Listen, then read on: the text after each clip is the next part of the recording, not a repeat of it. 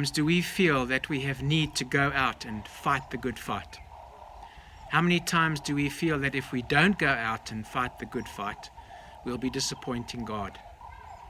How much of our own strength can we commit to this task when we have so much on our plates?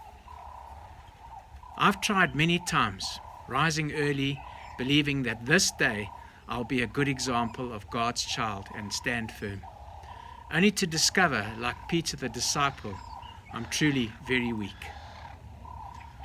The truth is, in our own strength, we cannot please God, and our loving Father is totally aware of this fact. The old nature which we inherited from Adam is just not equipped to please God. Our Father has already poured out His peace into our hearts, so we should just take hold of it and allow Him to work in us and through us in His time. The through us work will be a result of the in us work. Let me just repeat that.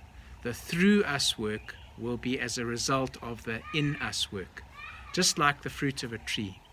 The tree doesn't have to concern itself with the fruit making. Its bearing is a natural process. The quality of the fruit is dependent on the intake at the roots. So it is with us.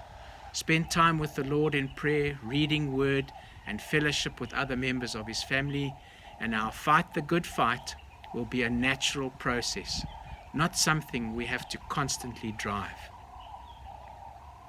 What a blessing the scripture of Ephesians is. Put on all of God's armor so that you will be able to stand firm against all strategies and tricks of the devil. Notice Paul says here, God's armor, not my armor. The good fight is God's battle, and He encourages us not to try and fight this battle in our strength. Instead, in the book of James, he says, submit to me. We are His instruments, clay in the potter's hands. Ephesians 6 says, gird your loins with truth. Loins are normally associated with giving life. We will only be able to fight the good fight to the level of our own relationship with the Lord. The deeper we are in Him, the more effective our fruit to birth new life to those around us. It's a natural process of fruit bearing. Is it God's fruit from within, or do we have to force it by the power of our own strength?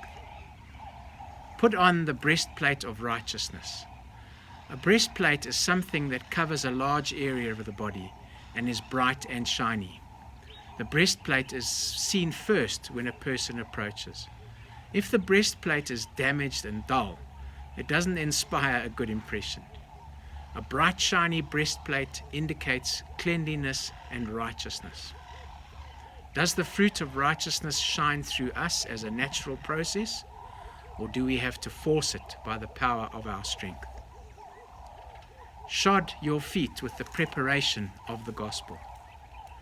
Our Father's desire is to disciple the nations.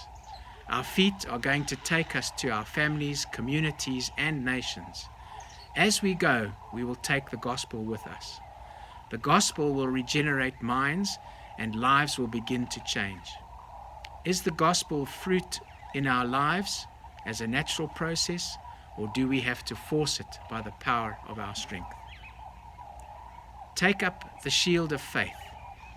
A shield of trusting God will protect us. Sometimes we find ourselves in situations which we know God has the power to resolve, but somehow we cannot seem to trust that He will do so for us in our time of need. It's at this time that our trust in God is stretched. The more we stretch our trust, the more we will be protected in any given situation.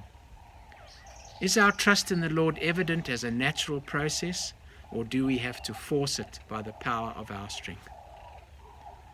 The helmet of salvation. A helmet is vital for survival, protecting the brain, our central command station. It's in the brain that the evil one begins his mission to lead us away from God.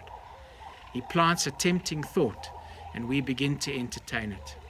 If this thought is not put out of our minds, the scripture says it will take us on a path of death.